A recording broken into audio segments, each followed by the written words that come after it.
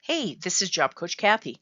Our strategic plan today covers the interview, part 2. Let's go to work.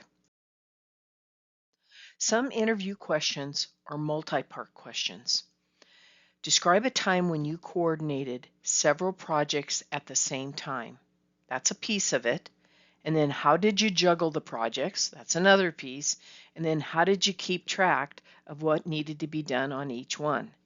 The important thing that I want you to remember is on a multi-part question, you don't want to answer just the first part. You want to be sure that you have answered all the parts to these multi-part questions. If you forget part of the question, simply ask the panel to repeat the question. There's nothing wrong with that. For upper level positions, consider creating a strategic action plan before you are hired for that upper level position.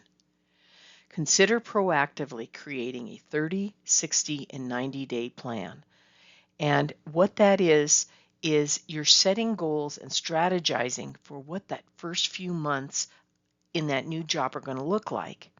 Create specific, manageable goals tied to the mission of the company. Now, you may say, well, that's kind of presumptuous that I'm going to get the job. I believe it is looking and leaning into the position as if you've already gotten the job.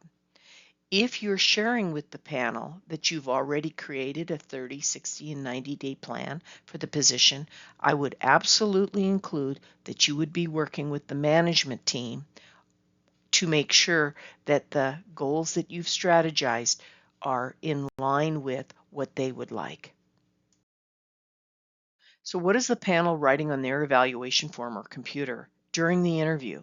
Well, what they're doing is they will have a sheet that has things like very strong evidence of the proficiency, substantial evidence of the proficiency, some evidence of the proficiency, little evidence of the proficiency, and no evidence of the proficiency. And you've heard me talk about details matter. This is where it goes from some evidence to substantial evidence. So that's why the details are so incredibly important. Follow-up. If the committee does not get all the information they need during that interview, they will ask you.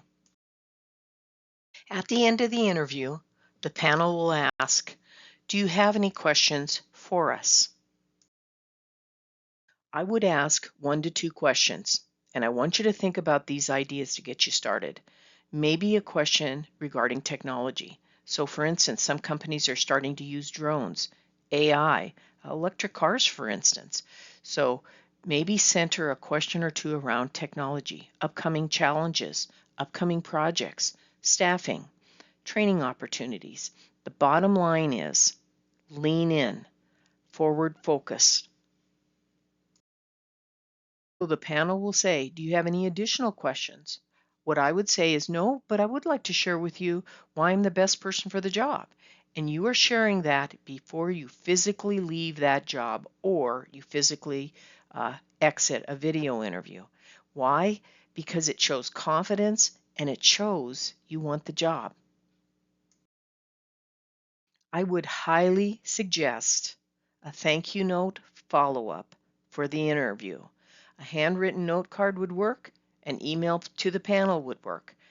Before you leave, ask the receptionist, ask for the names of the panel members if you don't already have them.